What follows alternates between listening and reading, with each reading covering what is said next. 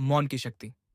दोस्तों, कभी ना कभी हमारे साथ ऐसा जरूर हुआ होगा जब किसी ने हमें अपमानित किया, हमारे धैर्य की परीक्षा ली और भीतर से आवाज आई, अब तो जवाब देना ही पड़ेगा। पर क्या आपने कभी सोचा है, अगर जवाब ही ना दिया जाए तो क्या हो? आज की ये कहानी अपमान का उत्तर महान संत गौतम बुद्ध के जीवन से है, जो हमें सिखाती है कि कभी कभी मौन सबसे प्रभावशाली उत्तर होता है। एक बार की बात है, गौतम बुद्ध अपने शिष्यों के साथ एक गांव से गुजर रहे थे। सूरज ढल रहा था, रास्ते में शांति थी, और बुद्ध की उपस्थिति से वातावरण मानो प्रकाश से भर गया था। गांव के लोग दूर दूर से आकर उनके दर्शन कर रहे थे। कई लोग उनके उपदेश सुनकर प्रभावित हो रहे थे। पर हर जगह कुछ लोग ऐसे भी होते हैं जिन्हें दूसरों की अच्छाई बर्दाश्त नहीं होती। उसी गांव में एक व्यक्ति था जो बुद्ध की बढ़ती प्रसिद्धि से जलने लगा था।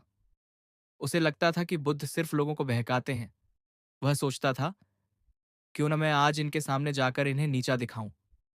और ऐसा सोचकर वह सीधा बुद्ध के पास पहुंच गया। अरे, तुम बुद्ध कहलाते हो ना? तुम्हें क्या लगता है तुम सबसे बड़े ज्ञानी हो? तुम जैसे लोग तो दुनिया को धोखा देते हैं। अरे, तुम्हें पता है तुम किससे बात कर रहे हो? ये स्वयं बुद्ध हैं। बुद्ध, शांत हो जाओ। आनंद, उसे कहने दो। वह व्यक्ति लगातार बोलता गया। अपशब्द, गालियां, अपमान।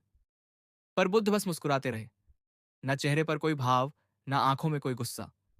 आसपास के लोग हैरान थे, कौन इतना संयम रख सकता है? कुछ देर बाद जब व्यक्ति थक गया तो बोला, क्या तुम कुछ बोलोगे नहीं? मैंने तुम्हें इतना अपमानित किया और तुम चुप हो। भाई, बताओ, अगर कोई किसी को उपहार दे और वह व्यक्ति उस उपहार को स्वीकार न करे, तो वह उपहार किसका रहेगा?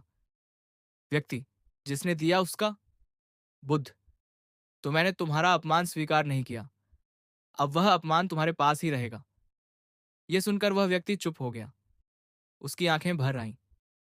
उसे लगा जैसे किसी ने उसके भीतर का क्रोध जला दिया हो, शांति की अग्नि से।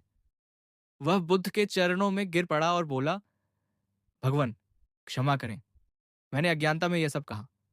बुद्ध ने बस कहा, क्षमा नहीं, समझ लेना सीखो। जब समझ आ जाती है तो क्षमा की जरूरत नहीं रहती। इस घटना के बाद गांव के लोग बुद्ध की और भी अधिक श्रद्धा करने लगे। पर बुद्ध ने कहा, मैंने कुछ नहीं किया। मैंने बस वही किया जो एक शांत मन करता है। स्वयं को दूसरों के शब्दों का दास नहीं बनने दिया। दोस्तों, हम अपने जीवन में रोज ऐसे लोगों से मिलते हैं जो हमें भड़काने की कोशिश करते हैं, हमारा संयम तोड़ना चाहते हैं। लेकिन याद रखिए, शब्द केवल तभी चोट करते हैं जब हम उन्हें अपने भीतर जगह देते हैं। अगर हम उन्हें स्वीकार ही न करें तो वे बस हवा में खो जाते हैं, जैसे पत्थर पानी में नहीं, बादलों में फेंका जाए। इस कहानी की शिक्षा बहुत गहरी है। जिसने अपने मन पर विजय पा ली, उसे कोई भी अपमानित नहीं कर सकता। शांति, प्रतिक्रिया नहीं, यही बुद्ध का संदेश था। तो अगली बार जब कोई आपको अपमानित करे, तो याद रखिए बुद्ध की मुस्कान, और कहिए मन में, यह उपहार मैं स्वीकार नहीं करता। अगर आपको यह कहानी पसंद आई तो इसे अपने दोस्तों के साथ जरूर साझा करें। और याद रखें, बुद्ध की तरह आप भी अपने मौन से संसार को उत्तर दे सकते हैं।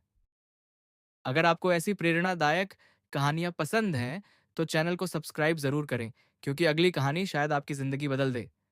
धन्यवाद।